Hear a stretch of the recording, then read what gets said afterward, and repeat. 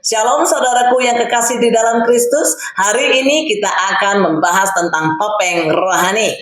Dalam Matius 23 ayat 27 dan 28 tertulis, "Celakalah kamu hai ahli-ahli Taurat dan orang-orang Farisi, hai kamu orang-orang munafik, sebab kamu sama seperti kuburan yang dilabur putih. Yang sebelah luar memang bersih tampaknya, tetapi yang sebelah dalamnya penuh tulang belulang dan berbagai jenis kotoran. Namun demikian jugalah kamu, di sebelah luar kamu tampaknya benar di mata orang, tetapi di sebelah dalam kamu penuh kemunafikan dan kedurjanaan." Nah, saudaraku yang kekasih di dalam Kristus, di zaman ini penampilan seringkali lebih diperhatikan daripada keadaan hati. Media sosial, jabatan rohani, bahkan aktivitas pelayanan dapat menjadi panggung untuk terlihat saleh. Namun Yesus dengan tegas memperingatkan bahaya kesalehan palsu. Dalam Matius 23 ayat 27 dan 28, Yesus berkata kepada ahli Taurat dan orang Farisi, "Celakalah kamu, hai ahli Taurat dan orang Farisi, hai kamu orang-orang munafik, sebab kamu sama seperti kuburan yang dilabur putih, tampaknya indah di luar, tetapi di dalam penuh tulang belulang dan segala kotoran. Demikian jugalah halnya dengan kamu. Secara lahiriah kamu tampaknya benar di mata orang, tetapi di dalam kamu penuh kemunafikan dan kedurhakaan." Nah, saudaraku yang kekasih di dalam Kristus, firman ini bukan hanya ditujukan kepada orang Farisi, tetapi juga kepada setiap kita yang hidup beragama namun beresiko memakai topeng kesalehan. Nah, mari kita lihat apa itu topeng kesalehan. Topeng kesalehan adalah keadaan ketika seseorang menampilkan kesalehan di luar, tetapi tidak hidup dalam kebenaran di dalam. Di luar tampak rohani, rajin ibadah, pandai berdoa, aktif melayani, namun di dalam hati tersimpan kesombongan, kepahitan, ketidakjujuran, dan dosa yang tidak mau ditinggalkan.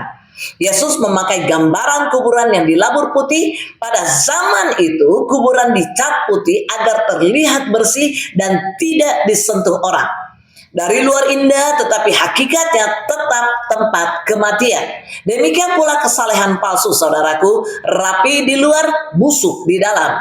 Nah, pelajaran penting yang dapat kita ambil adalah Allah tidak tertipu oleh penampilan rohani, Ia melihat hati. Apa ciri-ciri orang yang memakai topeng kesalehan? Yang pertama, lebih mementingkan penilaian manusia. Orang Farisi melakukan banyak hal supaya dilihat orang. Fokus mereka bukan menyenangkan Tuhan, melainkan mencari pengakuan. Mari kita lihat Matius 23 ayat 5. Semua pekerjaan yang mereka lakukan hanya dimaksud supaya dilihat orang. Mereka memakai tali sembahyang yang lebar dan jubah yang panjang. Yang kedua, rajin ritual, miskin relasi. Mereka tekun melakukan hukum lahir ya, tetapi kehilangan kasih, belas kasihan, dan kerendahan hati. Kesalehan sejati selalu lahir dari relasi yang hidup dengan Allah. Yang ketiga, menghakimi orang lain tetapi membenarkan diri sendiri. Topeng kesalehan sering disertai sikap merasa paling benar. Dosa orang lain terlihat jelas, tetapi dosa sendiri ditutup rapat-rapat. Yang keempat, takut dibongkar, enggan bertobat. Orang yang hidup dengan topeng akan mempertahankan citra, bahkan ketika Roh Kudus menegur, pertobatan dianggap ancaman bagi reputasi. Nah, apa bahaya topeng kesalehan?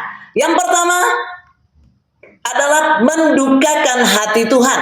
Kemunafikan adalah dosa yang sangat dibenci Yesus. Dalam Matius 23 ayat 1 sampai 36, kata celaka diucapkan berulang-ulang, saudaraku, ada 7 kali, dan ini menunjukkan keseriusan peringatannya. Yang kedua, mematikan kehidupan rohani. Topeng membuat seseorang berhenti bertumbuh. Ia merasa sudah benar, padahal rohnya kering dan mati. Yang ketiga, merusak kesaksian gereja. Ketika kesalehan palsu terbongkar, nama Tuhan dipermalukan dan orang lain bisa tersandung. Yang keempat, menipu diri sendiri. Bahaya terbesar bukan menipu orang lain, saudaraku, melainkan menipu diri sendiri, merasa dekat dengan Tuhan, padahal jauh daripadanya. Nah, kesalehan sejati menurut Kristus, yang pertama, dimulai dari hati yang murni. Yesus tidak menuntut kesempurnaan penampilan, tetapi ketulusan hati, saudaraku. Dalam Matius 5 ayat 8 tertulis, berbahagialah orang yang suci hatinya, karena mereka akan melihat Allah. Nah, yang kedua, kejujuran di hadapan Allah. Kesalehan sejati berani mengaku dosa, membuka topeng, dan datang apa adanya di hadapan Tuhan. Yang ketiga, buah nyata dalam hidup sehari-hari. Kasih, kerendahan hati, pengampunan, dan ketaatan adalah tanda kesalehan yang hidup, bukan sekedar simbol rohani. Yang keempat, takut akan Tuhan bukan takut penilaian manusia. Orang yang hidup di hadapan Allah tidak perlu memoles dirinya di hadapan manusia. Nah, aplikasi bagi kita hari ini adalah, apakah kehidupan rohani kita lebih indah di depan orang daripada di hadapan Allah? Apakah ada dosa yang kita sembunyikan demi menjaga citra rohani? Apakah pelayanan kita lahir dari kasih Allah atau dari keinginan untuk diakui? Nah, saudaraku yang kekasih di dalam Kristus, hari ini Tuhan memanggil kita untuk menanggalkan topeng dan mengenakan kebenaran. Gereja bukan tempat orang sempurna, melainkan tempat orang yang berdosa, yang mau bertobat dan dipulihkan. Nah, saudaraku yang kekasih di dalam Kristus, Yesus tidak mencari kuburan yang dicat putih, tetapi bait Allah yang hidup. Ia tidak menghendaki kesalehan palsu, melainkan hati yang hancur dan rendah. Lebih baik kita jujur dan lemah di hadapan Tuhan daripada tampak saleh namun kosong di dalam. Nah, mari kita datang kepada Tuhan dan berdoa. Tuhan, selidikilah hati kami, Tuhan. Jika masih ada topeng kesalehan dalam hidup kami, singkapkan dan sucikan kami, Tuhan. Jadikan kami pribadi yang benar di hadapan-Mu, bukan hanya tampak benar di hadapan manusia. Dalam nama Yesus Kristus Tuhan, mari umat pemenang sepakat kita katakan amin. Tuhan Yesus memberkati kita semua. Shalom, salam pemenang.